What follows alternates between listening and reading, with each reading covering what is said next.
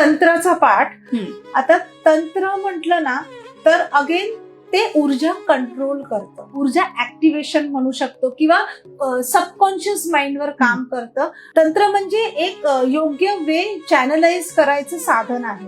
जर मी सोप्या शब्दात सांगितलं ना तर तंत्र is an Asian science of energy management and transformation, आपण असं बोलू शकतो. सो आता हे काय करतं, तुम्हाला जीवनामध्ये तंत्राने स्टेबिलिटी येते, तुम्हाला जे पाहिजे ना ते मिळतं. प्रोटेक्शन म्हण, क्लॅरिटी म्हण, स्पिरिच्युअल ग्रोथ म्हण, थोडस ते वेगळ्या रीतीने त्याच्या गोष्टी चालू होत. ओके, त्याच्या काही साधना असतात तंत्राच्या. आणि तंत्र जे आहे ना हे तुम्हाला कुठल्या ना कुठल्या तरी गुरुच्या अंडर राहूनच करावं लागतं.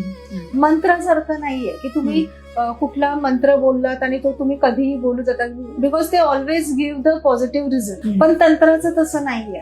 तंत्र हे योग्य, म्हणजे ते मला तर रेसिपी कशी असते जेवणामध्ये की तुम्ही जर डाळीमध्ये जर अर्धा चमचा सॉल्ट टाकला आपण तर डाळ खूप छान लागते. पण तिथे तुझं 1.5 चमचा झाला, जास्त झाला तर तू खाऊ नाही शकणार. ते निगेटिव्हली आपल्या बॉडीवर इफेक्ट करते. एक्झॅक्टली. आणि तंत्राचं असंच आहे. तर त्याच्यासाठी योग्य पद्धत आणि गुरुचं गायडन्स, ह्या 2 गोष्टी फॉलो केल्या, तंत्र ही एक्झॅक्टली आपण निगेटिव्ह नाही बनू शकत, पण येस इट इज अ थोडं निगेटिव्ह पण आहे.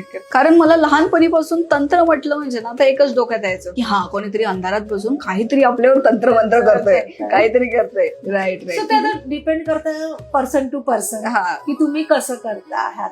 काही तंत्रांमध्ये अशा गोष्टी आहेत की ते तुमचं स्वतःचं सक्सेस वाढवण्यासाठी पण, आणि जिथे तुम्ही दुसऱ्यांचं नुकसान करायला गेला तर एवढं त्या लोकांनी लक्षात ठेवायचं की ते कर्मामध्ये जातं. आणि जर तुम्ही दुसऱ्यांचं वाईट चिंताय तर सगळ्यात पहिलं तुमचं स्वतःचं पण वाईट होणार, कारण का त्याचे रिपकेशन्स तुम्हाला पण भोगावे लागणारच आहे. सो ते नीट त्यांनी विचार करून केलं पाहिजे. म्हणजे तंत्र म्हणजे फक्त काळी जादू नाही, तसं नाही म्हणताय. एक्झॅक्टली एकदम नाही.